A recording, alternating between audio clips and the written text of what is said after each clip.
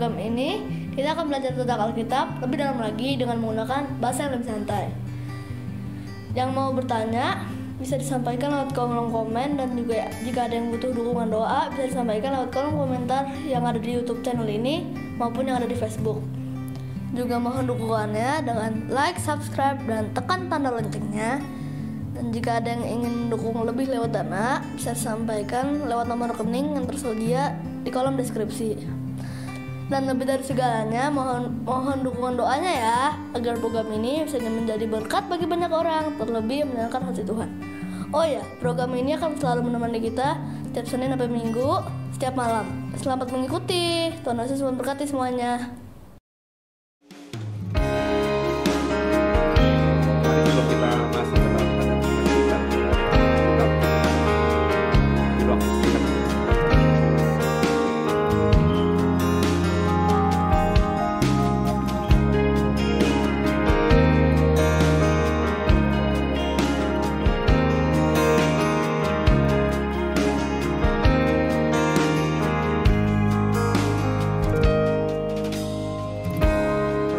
One thing have I desired,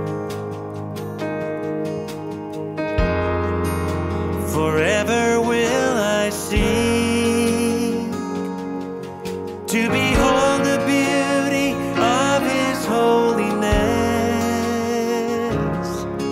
and to dwell within the presence of the King. Well, how could I ask for more?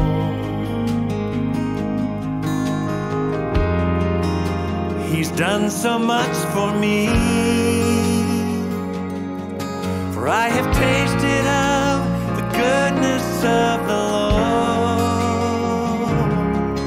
and I feasted at the table of the King. I just want to know Him more. I just want to know Him more. I just want to know Him more. I just want to know Him more. I just want to know Him more. I just want to know Him more. Well, you've called me by your name and filled me with your love. You have covered me with mercy and with grace, and have showered me with blessings from above.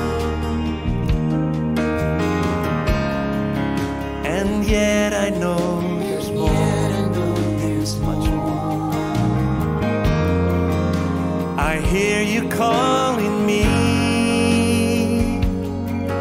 to a place where I have never been before,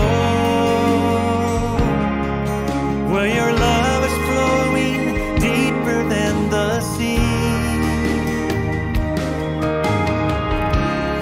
I just want to know you more. I just want to know you more. I just want to know you more. I just want to know you more. I just want to know. Oh, I just want to know you more. Open my eyes, Lord, I want to see all you have promised and given to me. Oh, I want to know the secrets that are hidden in your word. I want to know you. I want to know you.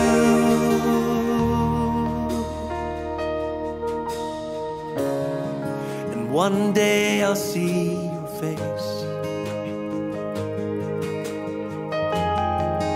and I'll look into your eyes, and through all eternity I'll sing your praise. forevermore fulfill my heart's desire. I just want to know you more. I just want to know you more. I just want to know you more. I just want to know you more. I just want to know. Oh, I just want to know you more and more, more. I just want to know you more. I just want to know. Oh, I just want to know you more. I want to know you. I want to know you. I just want to know you more. I just want to know you more. I just want to know you more. Gimana Pak?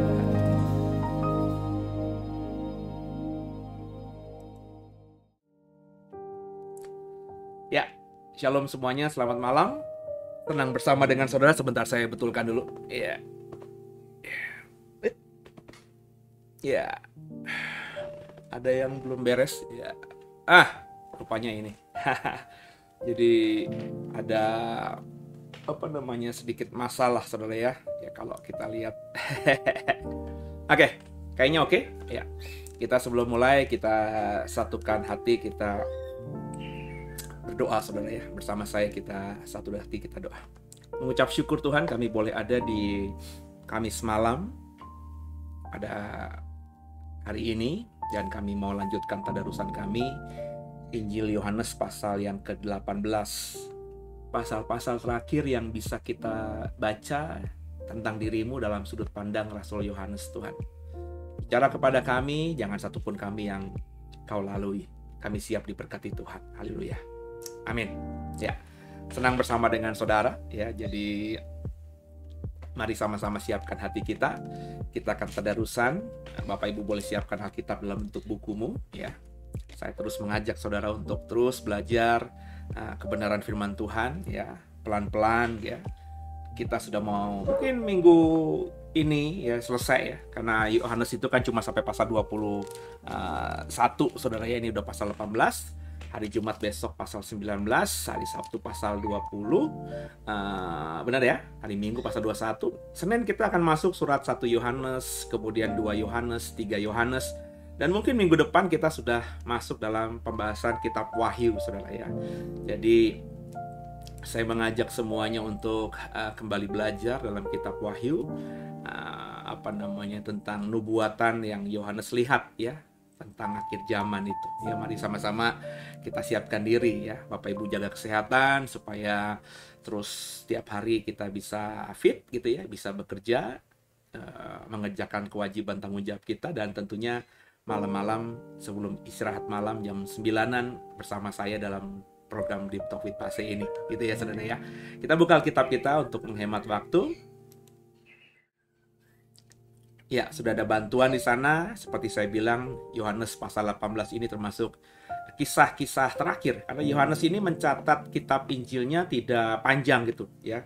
Dalam artian, Yohanes tidak membuat cerita atau menggambarkan cerita dirinya bersama dengan Yesus, kurang lebih melayani 3,5 tahun itu dengan dengan cukup runtut atau sistematis ya. Yohanes itu banyak di awal, pasal 1, pasal 2, pasal 3, pasal 4 kalau tidak salah itu fokus di awal-awal pelayanan Tuhan Yesus. Bahkan Yohanes berani berkata, dia mencatat bahwa perbuatan mujizat pertama Yesus, yakni merubah air menjadi anggur di perkawinan di Kana itu ya saudara ya.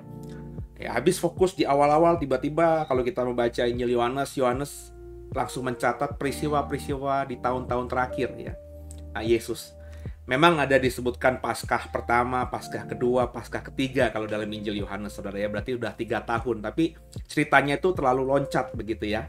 Jadi memang banyak peristiwa yang tidak di-cover oleh Injil Yohanes dibandingkan kalau kita membaca Injil Matius, Markus, dan Lukas saudara ya. Dan ini tentu bukan berarti Yohanes tidak mengikuti atau ini bukan Injil Yohanes, bukan Rasul Yohanes karena tidak mencatat semuanya.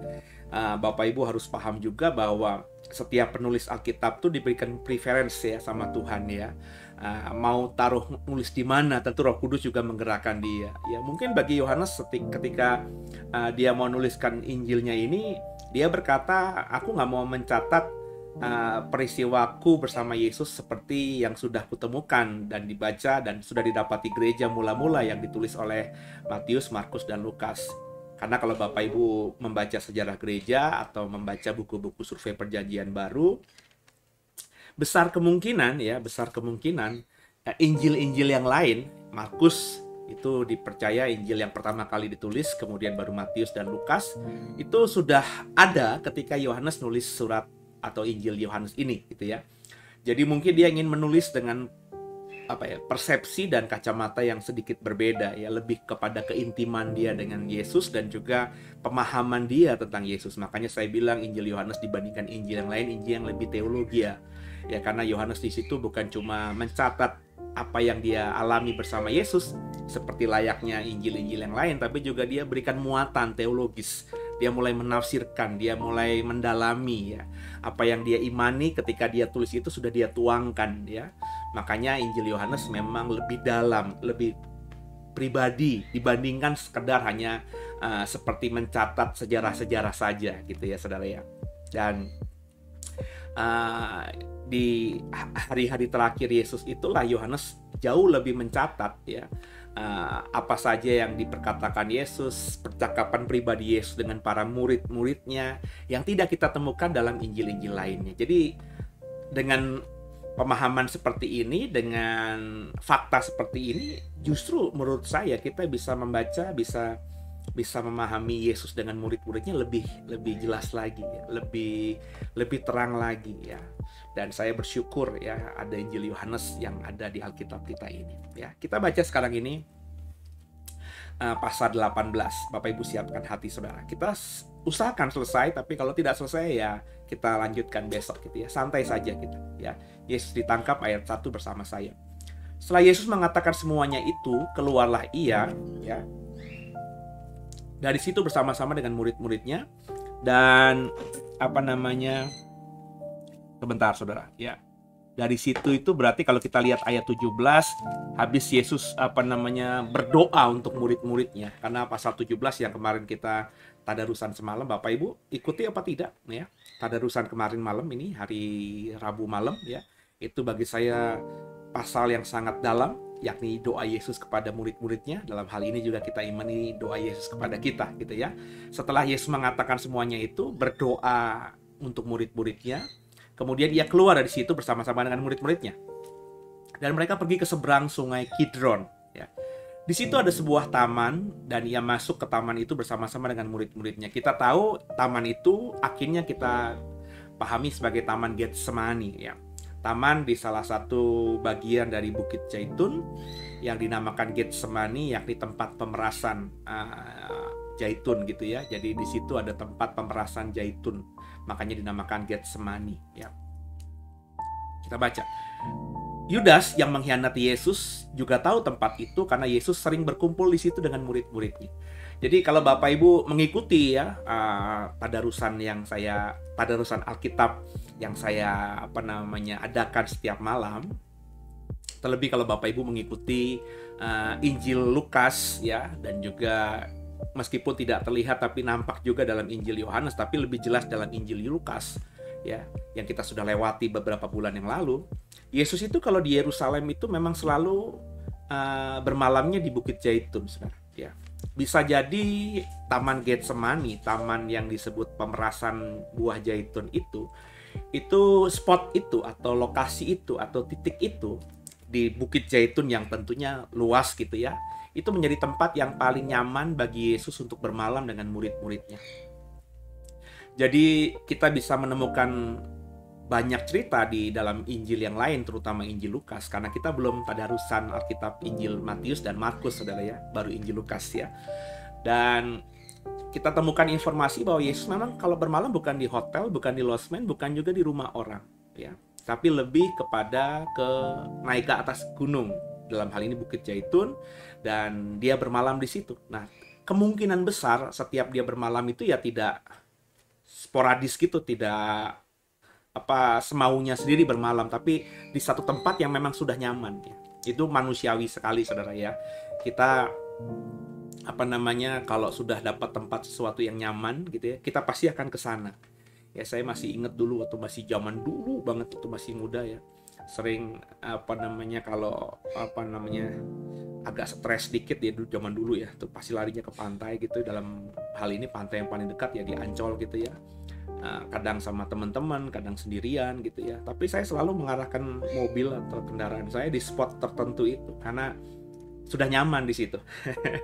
Karena bisa merenung di situ, bisa sendirian di situ gitu ya, tanpa diganggu oleh hal-hal yang lainnya. Jadi titiknya itu saya paham sekali di situ ya. Bahkan sekarang ini kalau misalnya sebelum pandemi, kalau kita mau istirahat misalnya naik ke daerah Bogor atau Puncak ya, meskipun di situ sudah banyak villa dan losmen dan hotel yang baru ya, kadang-kadang di tempat yang kita nyaman ya, meskipun sudah agak ketinggalan, lebih ketinggalan gitu hotelnya, tapi kita nyaman di situ ya. Jadi kita itu terbiasa dengan nyaman dengan spot-spot tertentu gitu ya. Kecuali agak penasaran gitu ya, kita mungkin ke sana, tapi biasanya kalau sudah nyaman di satu titik cuma curiosity aja, coba pengen tahu aja, tapi kembali lagi ke tempat di mana kita nyaman. Nah, saya memahaminya seperti itu. Jadi Yesus kalau ke Bukit Zaitun bermalam dengan murid-muridnya pasti selalu di Getsemani. Dan karena itu Alkitab mengatakan dalam Yohanes pasal 18 ini, Yudas Iskariot dalam hal ini itu paham banget Yesus atau gurunya dan rekan-rekannya sesama rasul itu kalau misalnya bermalam ya di situ ya, bermalam ya di spot Getsemani itu, di satu titik di antara sekian luasnya Bukit Zaitun itu ya. Dikatakan ayat 3 kemudian, maka datanglah Yudas juga ke situ dengan sepasukan prajurit dan penjaga-penjaga bait Allah yang disuruh oleh imam-imam kepala dan orang-orang Farisi, lengkap dengan lentera, suluh, dan senjata ya. Jadi memang imam besar punya power ya. Di bait Allah itu pasukan penjaganya ya penjaga bait Allah. Tapi juga ada prajurit Romawi ya yang ditugaskan di situ dan memang ditaruh dalam wewenang imam besar ya. Sehingga prajurit-prajurit Romawi itu meskipun ditaruh di situ sebagai representasi dari kekaisaran Roma, tapi karena ada di wilayah bait Allah ya tentu bisa dipakai, ditugaskan oleh imam besar untuk membantu keamanan bait Allah. Karena kalau bait Allah aman, bait Allah terjaga gitu, kondusif begitu, kan yang diuntungkan juga kekaisaran Romawi atau pemerintah Romawi yang ada di wilayah Yudea itu ya. Jadi tentu ada mutualisme simbiosis. Makanya nggak heran di sini ada prajurit-prajurit. Tentu bukan prajurit Israel, karena Israel saat itu sudah dijajah, dia tidak punya prajurit. Yang ada hanya penjaga-penjaga bait Allah gitu ya. Dan ini semua dipakai oleh imam-imam kepala tentu ya, atas izin juga dari imam besar, dibawa bersama dengan Yudas yang tahu tempat Yesus di mana kalau bermalam di sekitar Yerusalem untuk ke Getsemani ya. Mereka datang dengan pasukan lengkap, ada orang-orang Farisi juga, lentera, suluh, dan senjata. Ya, ada senjata yang dibawa juga, ya. Ayat 4. Maka Yesus yang tahu semua yang akan menimpa dirinya maju ke depan dan berkata kepada mereka, "Siapa yang kamu cari?" Jawab mereka, "Yesus dari Nazaret." Ya, katanya kepada mereka, "Akulah dia." Yudas yang mengkhianati dia berdiri juga di situ bersama-sama mereka. Ketika ia berkata kepada mereka, "Akulah dia," mundurlah mereka dan jatuh ke tanah. Nah, saudara, ini sulit kalau kita pahami secara harafiah ya. Ketika Yesus berkata, "Akulah dia," kemudian dikatakan oleh Yohanes, mereka mundur dan jatuh ke tanah. Ya, tentu hanya bisa dimaknai dengan pemahaman ada dua kalau bagi saya. Ya, pertama ya, ada Yohanes, dalam hal ini Rasul Yohanes sedang memberikan simbol atau makna bahwa berkuasanya Yesus, sehingga ketika dia berkata "Akulah dia," Terus dia mencatat prajurit-prajurit itu, imam-imam kepala itu, orang Farisi itu, penjaga-penjaga bait Allah itu mundur dan jatuh gitu ya. Jadi itu bukan harafiah, tapi dimaknai Yesus punya kuasa, atau memang ya seperti itu harafiah ya. Ya dalam artian harafiah ya mereka benar-benar jatuh. Ya, mana yang benar, mana yang tepat? Saya ketika membaca Injil Yohanes tidak melihat ada indikasi Yohanes itu memainkan kata-kata yang agak lebay atau alegoris begitu, atau hiperbola begitu ya, dengan maksud agar pembacanya mengerti makna-maknanya, kecuali kalau kita membaca kitab Wahyu nanti. Tapi dalam Injil Yohanes ini kayaknya Yohanes tidak bermain atau bermaksud demikian. Itulah yang dia lihat, bahwa ketika Yesus berkata akulah dia, ada kuasa gitu yang keluar dari mulut Yesus, dari diri Yesus, sehingga kuasa itu ya kalau kita pakai imajinasi kayak film-film silat gitu mungkin ya, ada kuasa tenaga dalam gitu yang keluar ya, saya nggak tahu apa, tapi kalau kita membacanya dengan harafiah tapi dengan makna ilahi ya, mungkin ada kuasa begitu kuatnya keluar dari Yesus ketika dia berkata akulah dia. Itu kan bukan berarti semata-mata mengkonfirmasi pertanyaan dari orang-orang yang mau menangkap dia. Kami mencari Yesus orang Nazaret, akulah dia, bukan semata itu. Tapi Yesus dalam hal ini juga, kalau saya dalami dalam ayat-ayat yang akan kita baca sebelum dan sesudahnya nanti, itu benar-benar akhirnya tunduk pada keinginan Bapaknya.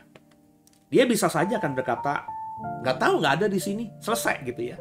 Dia punya kuasa seperti pemahaman orang-orang seberang gitu ya, yang Yesus karena punya kuasa dia bisa merubah mukanya ya, sehingga mukanya bukan muka Yesus lagi dan lain sebagainya. Itu bisa saja, orang dia Tuhan kok ya. Tapi dengan dia berkata akulah dia, itu menunjukkan bahwa Yesus mau taat sama Bapaknya ya, mau melakukan apa perintah Bapaknya, yakni hari itu kau harus ditangkap ya, besok siang kau akan mati bagi manusia, dan kau akan ada di dalam dunia orang mati selama 3 hari.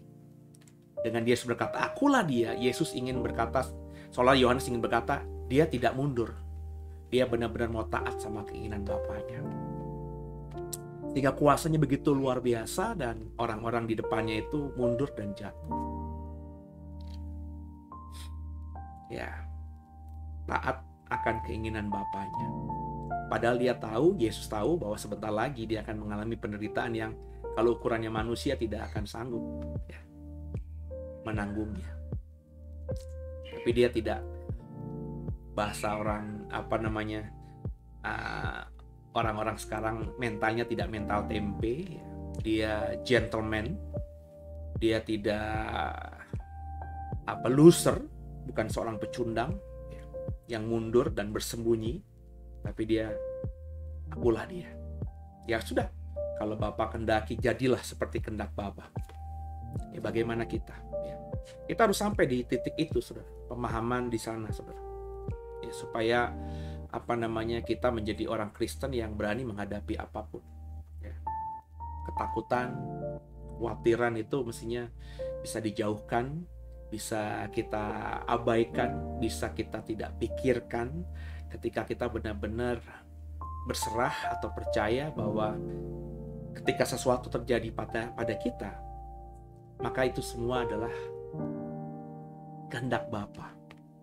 Dan ketika kita imani itu kehendak Bapa, maka Bapa tidak akan tinggalkan kita sendirian melewati penderitaan itu.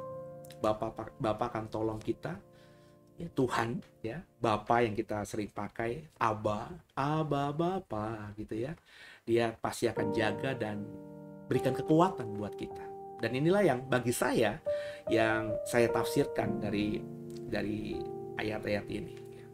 Mungkin bagi banyak saudara ya agak gimana gitu, tapi kalau ditafsirkan secara ada punya makna simbolis gitu ya, saya lebih senang menafsirkan harafiah, tapi tentu dengan muatan-muatan yang pemahaman iman gitu ya.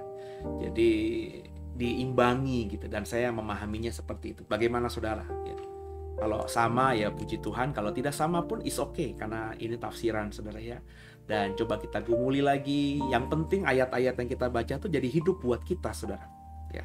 sehingga kita akhirnya diberkati sungguh oleh cerita ini, ketemu maknanya. Saya sudah ketemu maknanya di ayat yang sampai ayat kelima ini, ayat 6 ini, yakni Yesus benar-benar mau taat sama Bapaknya, ya, berani menghadapi apapun, karena yang dia mau hadapi itu adalah apa yang Bapa kehendaki untuk dia lakukan. Ayat 7. Maka ia bertanya pula, siapakah yang kamu cari? Jawab mereka, Yesus dari Nazaret. Jawab Yesus, telah kukatakan kepadamu, akulah dia. Jika aku yang kamu cari, biarkanlah mereka ini pergi. Maksudnya nunjuk kepada murid-muridnya. Demikian hendaknya supaya genaplah firman yang telah dikatakannya. Dari mereka yang engkau serahkan kepadaku, tidak seorang pun yang kubiarkan binasa. Ya, ada satu nubuatan di Perjanjian Lama bahwa semua yang sudah menjadi miliknya Tuhan, ya, tidak akan dibiarkan binasa. Ya. Jadi itu yang saya imani. Binasa di sini bukan bicara soal semata mati, sebab semua kita pasti mati. Binasa di sini bicara mengenai maut yang dalam pengertian bukannya mati, nafas nggak bisa kita tarik, tapi terpisah sama kita. Ya. Mati kekal gitu. Ya. Binasa itu bicara seperti ini. Dalam konteks kitab ini tentu binasanya dipahami ya tidak ikut bersama-sama menderita dengan Yesus. Karena memang Mesias harus menderita atau menanggung dosa sendirian, bukan dengan yang lainnya. Jadi, tapi ayat ini ketika kita imani di 2021, ayat ini ketika saya imani sekarang ini dalam hidup saya, ya, saya percaya bahwa kalau memang situasi berat apapun terjadi, ya, saya mengimani sungguh bahwa saya tidak akan dibiarkan Tuhan sampai binasa. Binasa itu ya mati tanpa keselamatan. Mati kemudian terpisah selama-lamanya dengan Tuhan. Mati terus gak bangkit dan bersama-sama dia dengan di surga dengan dalam kekekalan. Enggak. Saya tidak akan mengalami binasa seperti itu. Ya. Ketika saya mati ya cuma perjalanan jernih saya sebagai seorang musafir di bumi ini selesai. Tapi saya terus akan bersama dengan dia dalam perjalanan kekal selama-lamanya. Gitu saudara ya.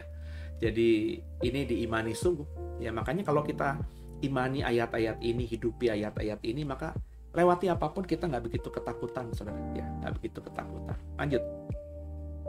Ayat 10. Lalu Simon Petrus yang membawa pedang menghunus pedang itu, menetakkannya kepada hamba imam besar dan memutuskan telinga kanannya. Nama hamba itu Malkus. Ya, nggak tahu saudara ya, bagaimana saudara memahaminya? Nama hamba itu Malkus dicatat oleh Yohanes. Pertanyaan saya, apakah Yohanes itu bisa kenal benar? Ya bisa jadi Malkus ini mungkin salah satu kerabatnya Yohanes atau kerabatnya murid-murid yang lain sehingga mereka tahu, atau sahabatnya atau temannya atau teman kecil mereka. Itu bisa jadi ditafsirkan demikian. Tapi kalaupun hanya sekedar teman saja, ya, tentu Yohanes, apa urgensi Yohanes nyatet itu?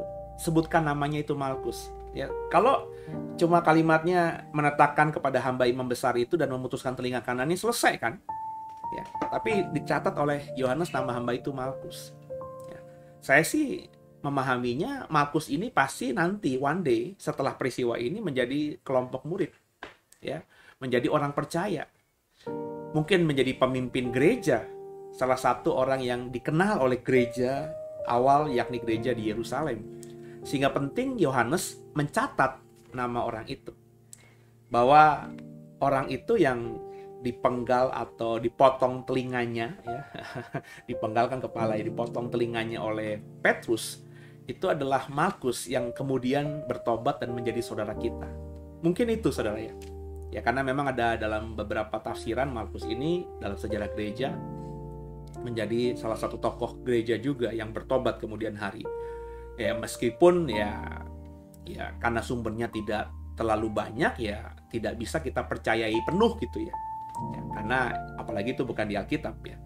Tidak ada nama Malkus kemudian di Perjanjian Baru, di sepanjang Perjanjian Baru saudara ya. Seingat saya tidak ada ya. Kalau saya salah tolong dikoreksi saya ya, supaya saya bisa membenarkan. Tapi seingat saya di sampai kitab Wahyu nggak pernah ada rasul-rasul dalam surat-suratnya nulis soal nama Malkus lainnya ya. Jadi bisa jadi Malkus ini memang dikenal oleh gereja saat itu. Ya. Ketika Yohanes nulis Injil ini ditujukan kepada gereja yang menjadi objek atau penerima surat ini mengerti siapa Markus itu. Makanya ada kepentingan Yohanes menuliskannya hamba imam besar itu namanya Markus. Ayat 11, kata Yesus kepada Petrus, sarungkanlah pedangmu itu, bukankah aku harus minum cawan yang diberikan Bapa kepadaku? Ya. Mungkin kalau didiamkan oleh Yesus dan Yesus bilang, atau Petrus bilang serbu gitu ya, mungkin jadi chaos di situ. Ya bisa jadi murid-murid kalah atau bisa jadi menang karena ada Yesus di situ. Yesus memberontak, dalam hal ini memberontak, tidak mau taat sama Bapaknya, tapi Yesus tetap ketika dia berkata akulah dia memang mau menghadapi semua itu. Sehingga ketika dibela oleh orang terdekatnya yakni Petrus, dia bilang ngapain kamu bela? Kurang lebih bahasanya gitu kan. Sebab aku harus makan atau harus minum cawan yang diberikan Bapa padaku. Ya, kembali dia bilang, kalau kita baca dalam Injil lain, dia meminta Petrus untuk menyarungkan pedangnya, ya, dalam Injil Yohanes juga demikian. Kemudian akhirnya disambungkannya lagi telinga si Markus ini, ya, dan akhirnya Yesus ditangkap dan murid-murid lainnya ada yang lari, ya, Petrus dan Yohanes mengikuti dari jauh dari belakang, ya. Inilah yang bisa kita temukan dan bisa saya bagikan sampai ayat 11, ya. Kita lanjutkan. Yesus di hadapan Hanas, Petrus menyangkal Yesus, ya. Kita baca. Lanjut ayat 12. Maka pasukan prajurit serta perwiranya dan penjaga-penjaga yang disuruh orang Yahudi itu menangkap Yesus dan membelenggu dia, ya. Yesus dibelenggu, ditangkap, ya.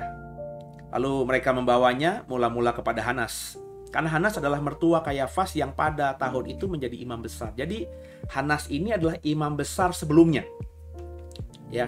Sudah lanjut usianya sehingga posisi imam besar harus digantikan, dan kebetulan yang menggantikan bukan anak, ya, tapi adalah menantunya, yakni Kayafas. Jadi mungkin untuk menghormati Hanas yang masih hidup, maka Yesus dibawa kepada Hanas. Nah, karena Hanas masih hidup, meskipun secara praktek beragama di dalam ibadah yang menjadi imam besar adalah Kayafas, tapi karena dia masih hidup, dia juga masih dihormati, posisinya itu masih dihormati, ya. Maka kayak di Amerika saja gitulah saudara, ya. Barack Obama sudah tidak jadi presiden, tapi biasanya disebut former president ketika dalam diskusi resmi. Jadi mantan presiden disebutkan itu, ya, Barack Obama. Jadi meskipun jabatan kepresiden sudah ditanggalkan, tapi status dia di masa lalu sebagai presiden itu terus mengikuti, ya. Orang nggak mungkin bisa nganggap Barack Obama itu biasa saja gitu, tetap dipanggil presiden atau mantan presiden. Dan kalau kita bicara manggil presiden Barack Obama, is okay juga. Karena kalau saya dengar misalnya pidato-pidato presiden Amerika, ketika ada mantan presiden yang datang itu disebut presiden siapa, dan itu bagi saya pemahaman akhirnya ada dua imam besar yakni Hanas dan Kayafas bisa dipahami. Imam besar ya secara de jure adalah Kayafas, tapi Hanas karena masih hidup dan sebelumnya adalah imam besar, secara de facto ya mungkin masih juga dihormati karena usia, senioritas dan lain sebagainya. Makanya Yesus dibawa kepada Imam Hanas. Ayat 14. Dan Kayafaslah yang telah menasihatkan orang-orang Yahudi adalah lebih berguna jika satu orang mati untuk seluruh bangsa. Jadi ingat dalam beberapa pasal yang sebelumnya imam besar akhirnya kasih perintah, ya. Kalimatnya, daripada semua ribuan kita binasa, mendingan satu orang aja binasa. Kita harus korbankan satu orang daripada 1000 orang yang disesatkan. Kurang lebih begitu di ayat-ayat sebelumnya dalam tadarusan Alkitab kita di Injil Yohanes pasal-pasal sebelumnya. Kayafas inilah yang menjadi imam besar dan mengeluarkan statement atau pernyataan seperti itu, sehingga akhirnya imam-imam kepala lebih berani lagi, orang Farisi, Saduki lebih berani lagi, pengawal bait Allah lebih berani lagi untuk menangkap Yesus, ya. Ayat 15. Simon Petrus dan seorang murid lain mengikuti Yesus. Seorang murid lain tidak disebutkan namanya. Siapa ya? Yohanes lah, saudara. Saya sudah bilang, Yohanes ketika ingin menaruhkan dirinya dalam cerita di Injilnya ini, dia selalu menggunakan seolah-olah orang lain, ya.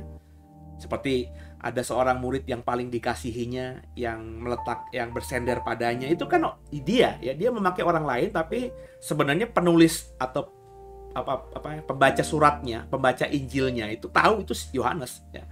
Dan cerita bahwa yang menjadi saksi pertama dari yang mengikuti Yesus ditangkap di rumah imam besar, yakni Petrus dan Yohanes, itu kan sudah menjadi cerita umum yang dipahami oleh gereja mula-mula.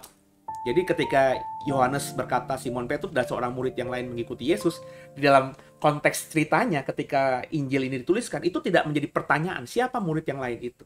Semuanya sudah tahu itu Yohanes gitu. Kita saja yang butuh penyelidikan gitu, saudara ya. Siapa nih kiranya? Tapi kalau kita membaca gayanya Yohanes, yaitu dia sedang bicara tentang dirinya sendiri. Oke. Murid itu mengenal imam besar dan ia masuk bersama-sama dengan Yesus ke halaman istana imam besar. Jadi murid itu, Yohanes ini, mengenal imam besar dan ia masuk bersama dengan Yesus ke halaman istana imam besar. Nah, ini mungkin yang menjadi sebab kenapa Markus tadi bisa disebutkan oleh Yohanes.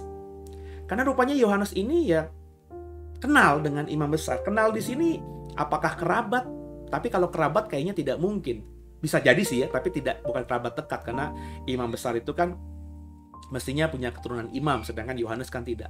Tapi kalau Bapak Ibu ikuti tadarusan Alkitab saya di pasal-pasal awal, saya berkata bahwa Yohanes, bapaknya Zebedeus, dua anaknya, The Boanerges, Yohanes dan Yakobus, ini adalah keluarga kaya.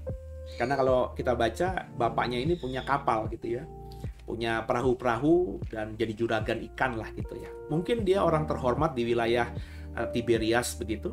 Sehingga imam besar ketika ke arah Tiberias atau mengunjungi wilayah Tiberias, mungkin karena Zebedeus, bapak dari Yohanes ini orang terpandang, ya dihormati ya. Mungkin pernah menjamu dan lain sebagainya, sehingga timbullah kekerabatan gitu ya, atau pertemanan. Bisa jadi seperti itu. Makanya Zebedeus, Yohanes, anak-anaknya ini sering ke rumah imam besar, dan karena sering main ke rumah imam besar, mukanya mereka sudah dikenali oleh penjaga-penjaga di sana. Makanya nggak heran dia menyebut nama Markus ya. Jadi hamba imam besar itu ya. Jadi karena sudah dekat, ini yang mungkin menjadi benang merah dengan kenapa Markus tadi disebutkan. Oke ya. Jadi karena kenal imam besar, maka Yohanes ini bisa masuk ke halaman istana imam besar ya. Tetapi Petrus tinggal di luar dekat pintu. Petrus tertinggal di luar dekat pintu, nggak bisa masuk ya. Hanya di luar pintu, di luar halaman gitu ya. Maka murid lain tadi yang mengenal imam besar kembali keluar, bercakap-cakap dengan perempuan penjaga pintu, lalu membawa Petrus masuk. Karena Petrus nggak bisa masuk, karena tidak dikenali oleh penjaga pintu, maka Yohanes itu keluar lagi, ngobrol sama perempuan penjaga pintu, dan akhirnya diizinkanlah Petrus masuk ke halaman rumah imam besar itu. Ayat 17. Maka kata hamba perempuan penjaga pintu kepada Petrus, bukankah engkau juga murid orang itu? Ya Petrus, bukan. Pertanyaannya, apakah penjaga perempuan, hamba perempuan yang penjaga pintu itu tidak mengetahui bahwa Yohanes adalah murid Yesus? Saya yakin tahu. Ya, karena tadi ya, kalau kita pahami bahwa Yohanes itu adalah orang yang dekat dengan keluarga imam besar, sehingga sering keluar masuk rumah imam besar. Kemudian juga Yohanes adalah mengaku dirinya murid yang paling dikasihi, paling dekat dengan Yesus. Tentu kemanapun Yesus pergi, ya mukanya Yohanes ada di kiri atau di kanannya, atau di depannya atau di belakangnya, nggak jauh dari Yesus. Jadi ketika Yohanes masuk ke rumah imam besar itu, yang menjadi penjaga yakni hamba perempuan ini pun tahu Yohanes ini murid orang ini gitu ya. Dan juga dikenal juga karena kerabat tadi. Maka ketika akhirnya Yohanes bilang sama penjaga pintu perempuan ini, temanku bawa masuk. Penjaga perempuan ini otomatis, lah kamu juga kan muridnya dia kan? Ya. Kalau ada tambahannya seperti Yohanes ini kan? Ya. Tapi apa yang dilakukan Petrus? Bukan, ya. Bukan, ya. Aku bukan murid dia, ya. Lanjut ayat 18. Sementara itu hamba-hamba dan penjaga-penjaga bait Allah telah memasang api arang, sebab hawa dingin waktu itu, dan mereka berdiam di situ. Juga Petrus berdiam bersama-sama dengan mereka. Maka mulailah imam besar menanyai Yesus tentang murid-muridnya dan tentang ajarannya. Jawab Yesus kepadanya, aku berbicara terus terang kepada dunia. Aku selalu mengajar di rumah-rumah ibadat dan di bait Allah, tempat semua orang Yahudi berkumpul. Aku tidak pernah bicara sembunyi-sembunyi. Dan itu faktanya. Ya. Mengapakah engkau menanyai aku? Tanyailah mereka yang telah mendengar apa yang kukatakan kepada mereka. Sungguh mereka tahu apa yang telah kukatakan. Jadi Yesus ingin mengatakan kepada imam besar bahwa aku kalau ngajar itu ya di tempat resmi, di bait Allah, di rumah ibadat, di tempat-tempat yang terbuka. Nggak pernah aku ngajar hanya eksklusif aja. Orang harus daftar dulu, bayar tertentu, kemudian kita bikin pengajaran di auditorium tertentu. Enggak, ya. Jadi Yesus mengajar ya terbuka gitu ya. Jadi tanyailah mereka yang mendengar aku, dan mereka yang mendengarkan aku pasti tahu apa yang kukatakan kepada mereka. Ayat 22. Ketika ia mengatakan hal itu, seorang penjaga yang berdiri di situ menampar mukanya sambil berkata, "Begitukah jawabmu kepada imam besar?" Ada seorang penjaga yang nampar Yesus. So, perhatikan. Yesus sudah mulai terluka, teraniaya di situ. Bahkan bisa jadi ketika ditangkap juga Yesus diseret, Yesus didorong, karena dia diikat, dibelenggu tadi kalimatnya. Apakah orang diikat dan dibelenggu bisa berjalan dengan aman? Tentu dia mungkin jatuh ya, mungkin diseret ya. Dan penganiayaan sudah terjadi ketika Yesus bahkan masih di Getsemani menuju rumah imam besar Hanas. Dan ketika ditanya oleh imam besar juga ada penjaga yang menampar wajah Yesus.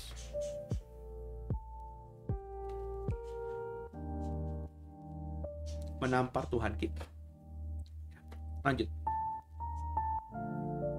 Jawab Yesus kepadanya, "Jikalau kataku itu salah, tunjukkanlah salahnya. Tapi jikalau kataku itu benar, mengapa engkau menampar aku?" Dia ngomong sama penjaga yang menampar itu. Maka Hanas mengirim dia terbelenggu kepada Kayafas, imam besar itu.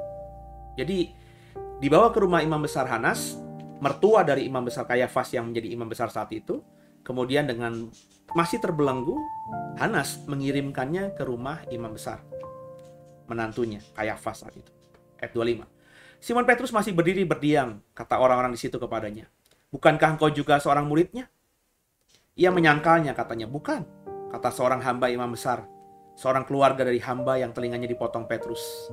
Ya, seorang keluarga dari Malkus yang tadi di Getsemani telinganya dipotong Petrus. "Bukankah engkau kulihat di taman itu bersama-sama dengan dia?" Maka Petrus menyangkalnya pula, dan ketika itu berkokoklah ayam. Jadi Malkus dan semua penjaga-penjaga ya bait Allah itu kerabat semuanya, saudara. Karena kalau Bapak Ibu ikuti serial saya soal pengajaran imam besar, orang Farisi, orang Saduki ya, imam, itu saya mengatakan bahwa gak semua imam itu atau yang punya darah Lewi itu menjadi imam yang melayani di ruang kudus atau menjadi imam kepala. Hanya Lewi keturunan Zadok. Jadi hanya orang Lewi keturunan Harun, keturunan Zadok saja yang bisa masih punya link untuk bisa menjadi bagian dari keimaman yang melayani. Tapi orang Lewi kan banyak. Kan orang Lewi nggak semuanya keturunan Harun, nggak semuanya keturunan Zadok ya. Ada banyak keluarga-keluarga lain yang punya darah Lewi. Dan orang-orang Lewi ini, saudara, tetap bisa melayani di bait Allah ya, tapi bukan sebagai imam, tapi mungkin sebagai penjaga bait Allah ya, sebagai orang-orang yang melayani imam di sana ya. Jadi mereka ketika kita pahami seperti itu ya berarti punya kekerabatan. Seorang penjaga bait Allah dengan penjaga bait Allah yang lainnya yaitu pasti punya persaudaraan, sama-sama orang Lewi. Meskipun dengan imam kepala, imam besar itu mereka jauh posisinya, tapi mereka juga masih satu darah, sama-sama orang Lewi gitu, saudara ya. Tapi sudah jauh sekali. Tapi biar bagaimanapun mereka masih punya hubungan darah.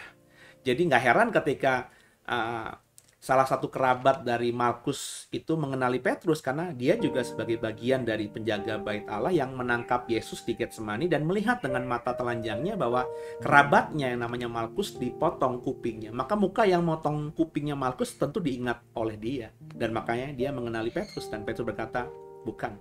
Maka 3 kalilah Petrus menyangkal Yesus sebelum ayam jantan berkokok. Tepat seperti apa yang Yesus ucapkan ketika Petrus berkata, "Aku rela mati untuk menjaga engkau, Guru." "Hah? Kau mau ikut aku rela mati?" Bahkan sebelum ayam jantan berkokok, kau sudah menyangkal aku 3 kali tergenapi. Ya. Ayat 28. Perikopnya Yesus di hadapan Pilatus. Bersama saya. Ya, kita baca. Saya lihat dulu. Oke, lanjut ya. Maka mereka membawa Yesus dari Kayafas ke gedung pengadilan. Ya. Jadi di rumah imam besar Kayafas tidak dicatat ya apa yang terjadi. Tapi kemudian Yesus dibawa ke gedung pengadilan. Ke gedung pengadilan tuh maksudnya mungkin ke tempat di mana perwakilan Roma menghakimi atau mengadili ya kasus-kasus hukum. Ya. Lanjut. Ketika itu hari masih pagi, mereka sendiri tidak masuk ke gedung pengadilan itu supaya jangan menajiskan diri. Ya. Sebab mereka hendak makan Paskah. Jadi ini kan dalam momen menjelang Paskah. Jadi orang sebelum menjelang Paskah itu ada momen orang Yahudi itu menyucikan diri. Makanya sebelum Paskah orang Yahudi laki-laki itu harus ada di Yerusalem semuanya. Supaya tidak sampai pas Paskah baru datang gitu. Karena dalam perjalanan tentu ada najis, ada kenajisan dan lain sebagainya. Mereka harus menyucikan diri terlebih dahulu dan mereka dalam konteks ini tidak mau masuk ke tempat pengadilan karena itu tempat kafir ya, tempat Romawi. Maka mereka nggak mau menajiskan diri, jadi mereka hanya ada di luar saja. Nggak mau masuk ke gedung pengadilan itu. Ayat 29. Sebab itu Pilatus keluar mendapati mereka dan berkata, apakah tuduhan kamu terhadap orang ini? Pilatus yang keluar. Rupanya ada wali negeri ya yang sedang ada di Yerusalem. Bapak Ibu harus paham juga bahwa wali negeri atau penguasa Romawi yang diperintahkan kaisar untuk menguasai wilayah Syria, provinsi Syria, dalam hal ini Yerusalem, Israel itu masuk dalam provinsi Syria. Itu ibu kotanya dari Kaisarea. Kaisarea itu ada jauh di sekitar utara dari Yerusalem. Ya. Pilatus yang menjadi perwakilan Kaisar Roma, penguasa Romawi di Syria itu ada di Yerusalem karena di Yerusalem lagi mau ada perayaan besar Paskah. Ya mungkin untuk mengontrol, menjaga kalau ada apa-apa jadi keputusan bisa langsung, maka ada kepentingan Pilatus ada di Yerusalem. Padahal sehari-hari mereka atau dia tidak ada di Yerusalem. Sehari-hari kantornya dia, ibu kota Romawi di tanah provinsi Syria ada di Kaisarea. Ya, lanjut. Kata Pilatus kepada mereka. Ayat 30. Jawab mereka kepadanya, jikalau ia bukan seorang penjahat, kami tidak menyerahkannya kepadamu. Ayat 31. Kata Pilatus kepada mereka, ambillah dia dan hakimilah dia menurut hukum Tauratmu. Kata orang-orang Yahudi itu, kami tidak diperbolehkan membunuh seseorang. Menarik ya. Ya, adalah dilarang membunuh. Padahal mereka berkata ini orang udah salah menghujat nama Tuhan. Kalau kita nanti membaca tuduhan dia di Alkitab mereka tentang Yesus ya. Dia sudah menyamakan dirinya dengan Allah, itu kan penghujatan. Ya dibunuh pun nggak apa-apa, tapi mereka beralibi. Hukum kami tidak boleh membunuh seseorang, tapi niat mereka ingin membunuh. Mereka ingin cari aman gitu ya. Mereka mungkin dalam hati juga mikir-mikir ini orang penyesat atau benar-benar utusan Tuhan. Mungkin mereka benci ya, tapi mereka tidak bisa menafikan bahwa Yesus melakukan banyak mujizat yang tidak bisa mereka lakukan.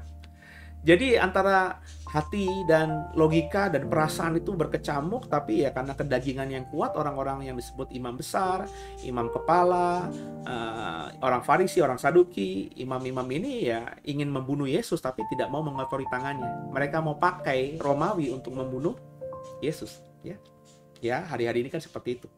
Banyak orang melakukan sesuatu tapi tidak mau mengotori tangannya, dia pakai orang lain, sebut orang lain dan lain sebagainya. Ya.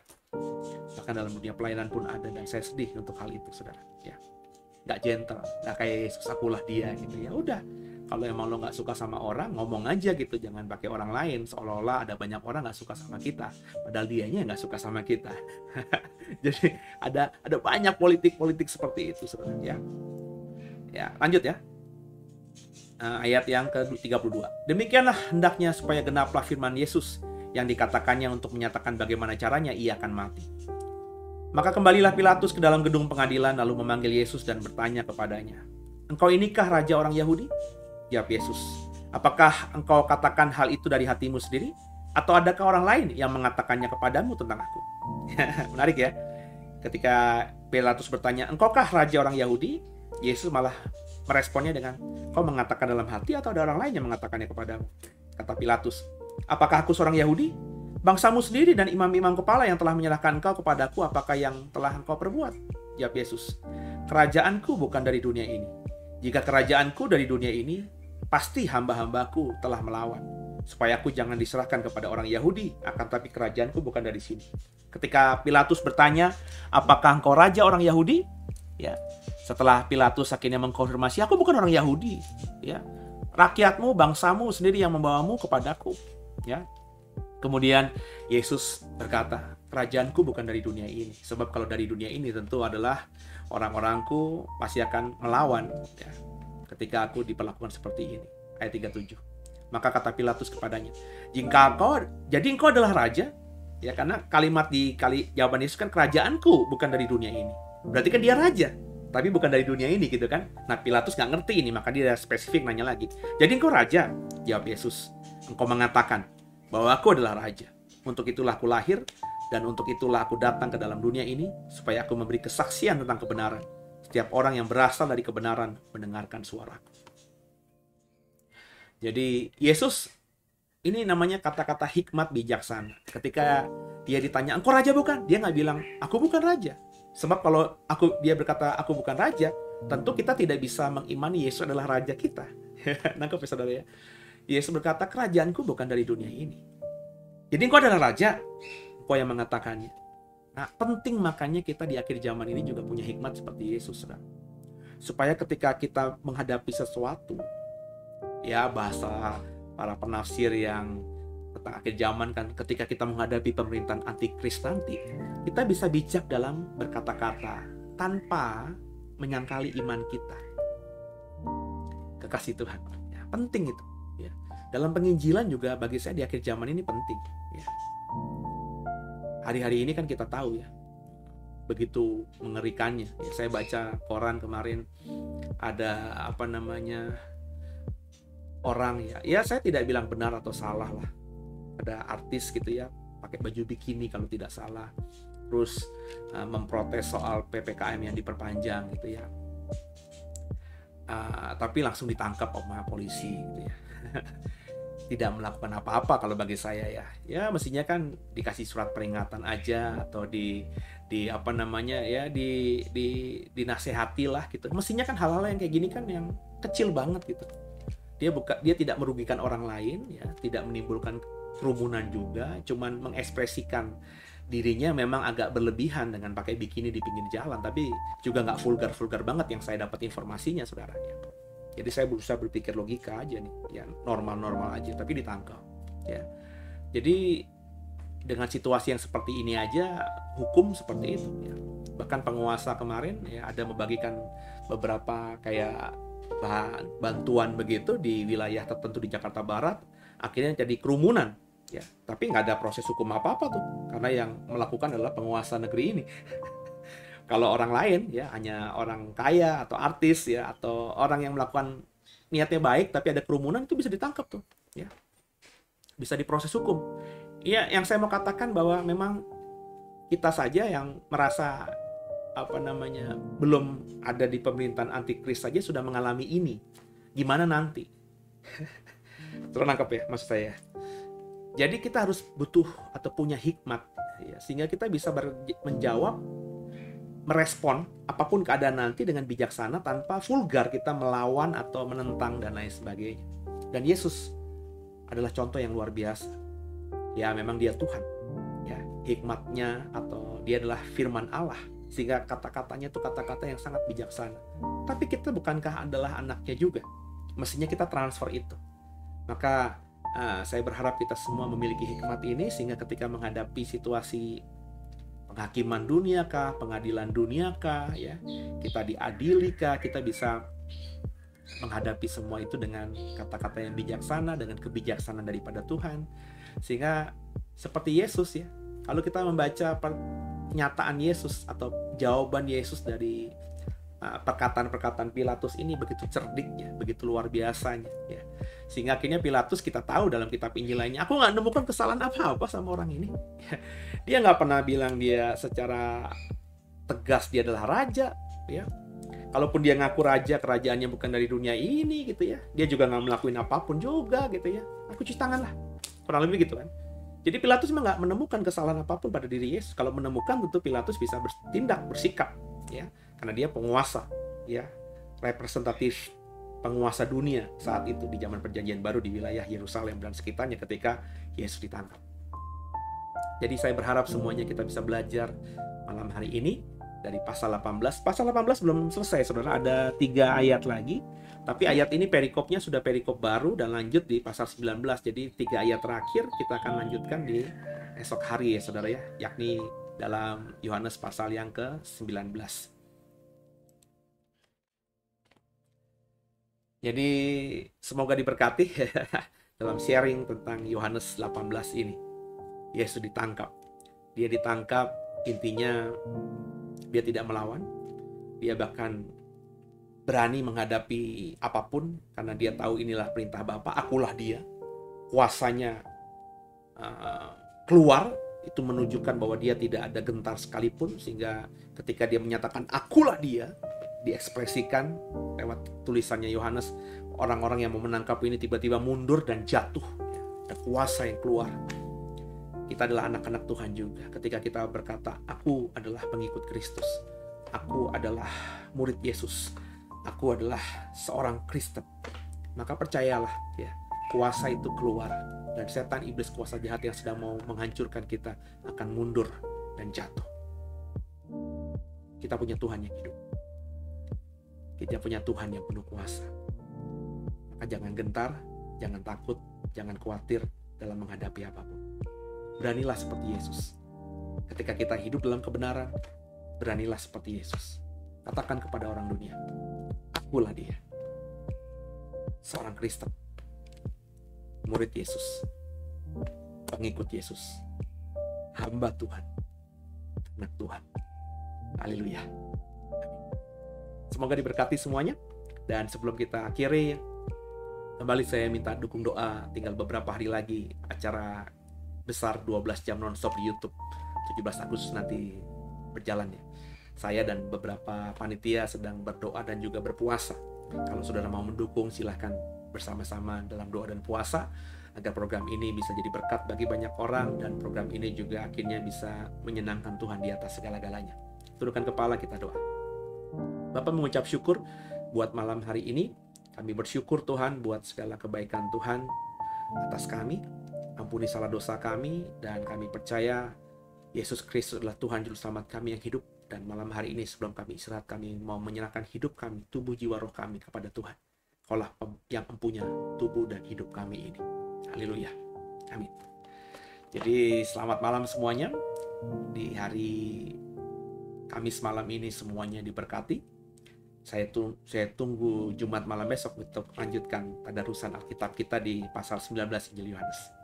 Selamat istirahat, dan saya selalu berdoa semuanya dalam kasih anugerah berkat dari Tuhan. Haleluya.